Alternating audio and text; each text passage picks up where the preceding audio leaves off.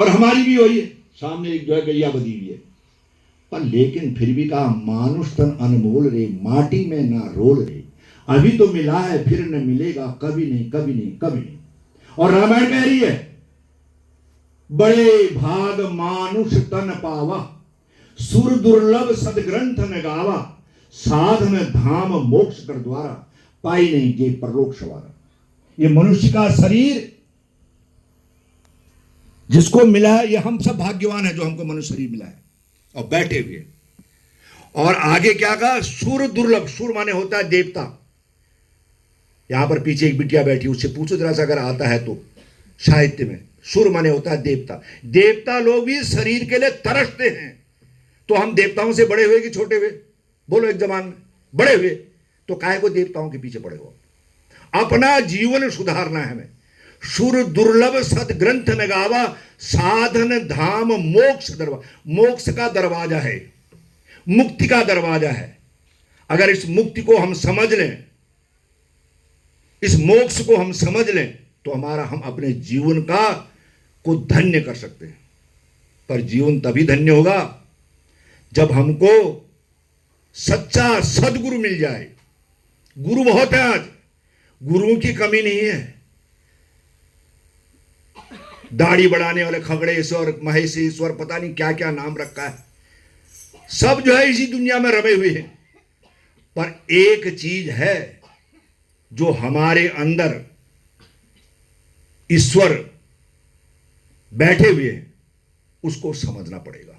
और उसको जनाने वाला ही सच्चा सदगुरु है।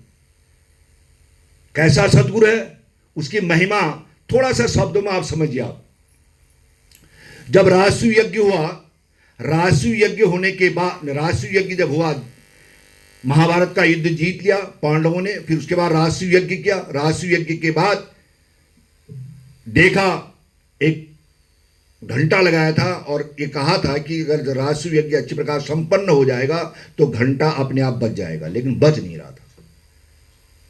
तब पूछा गया चारों तरफ से, कोई भाई खाना पीना खा लिया कि नहीं? जब हम यज्ञ हवन करते हैं तो हम यही पूछते, ज्यादा नहीं पूछते कि फला आपने खाना खाया कि नहीं खाया। हमारे यज्ञ के पीछे यही होता है कि सबके हाथ धुल जाए, सबको भोजन प्राप्त हो जाए। तो ये चीज थी। वहां पर घंटा बजा नहीं। अब उन्होंने कहा क्या बात है, घंटा तो बजा ही नहीं, मालूम करो कौन जो है किसको भोजन नहीं मिला है। तो वहां पर तो लगभग सभी ने किया था। और कुछ दूरी में, ये लगा लीजिए यहां से पाठक जी का घर तक लगा लीजिए, एक दूरी में संत रहते थे अपनी कुटिया में। मालूम क्या, वो संत ने अभी तक भोजन नहीं किया। तो उनसे कहा महाराज चलिए भोजन तो कर लीजिए। उन्होंने कहा मैं भोजन तो एक शर्त में करूंगा। हमारा बताइए, अपनी शर्त भी बता दीजिए। बोला मेरे को भोजन करने में, उसी का तभी भोजन करूंगा जब मेरे को वो दक्षिणा में 100 यज्ञों की दक्षिणा देगा। एक यज्ञ नहीं, 2 नहीं, 100। तब कृष्ण महाराज से कहा, बोला महाराज वो तो ऐसा ऐसा कह रहे हैं। तब जो है कृष्ण महाराज ने विचार ही कर रहे थे, इतने में जो है उनकी परम शिष्या द्रौपदी कहती है मैं बुला के लाता हूं, मैं बुला के लाती हूं। उन्होंने कहा तुम कैसे बुला के लाओगी? उन्होंने कहा कैसे बुला के लाएंगे, लो आपके चरणों में सारा जीवन अर्पण कर दिया, समर्पण कर दिया। आपके चरणों की मैं महिमा जानती हूं, सत्संग की महिमा जानती हूं, संत की महिमा जानती हूं, मैं क्यों बुला के लाऊं? जा फिर गए।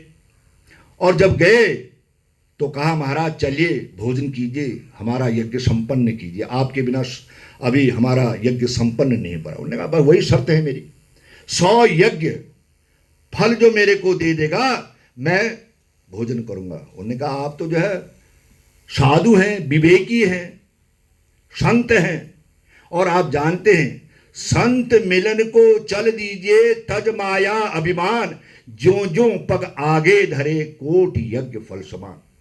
आपको मिलने के लिए मैं कहां से आ रही हूं, वहां से यहां तक मेरे मैं कदम पड़ रहे हैं। और एक कदम जो है संतों को जो मिलने के लिए आता है, 1 करोड़ यज्ञ का फल होता है। 1 करोड़ यज्ञ, 1 करोड़ यज्ञ। पर वैसे ही संत भी चाहिए। आज तो भगवा रंग लिया, हो गए संत। वो नहीं है दाढ़ी बढ़ा ली हो गए संत, सिर मुंडवा लिया हो गए संत। संत का मतलब जो होता है जो अपने अंदर उस परम पिता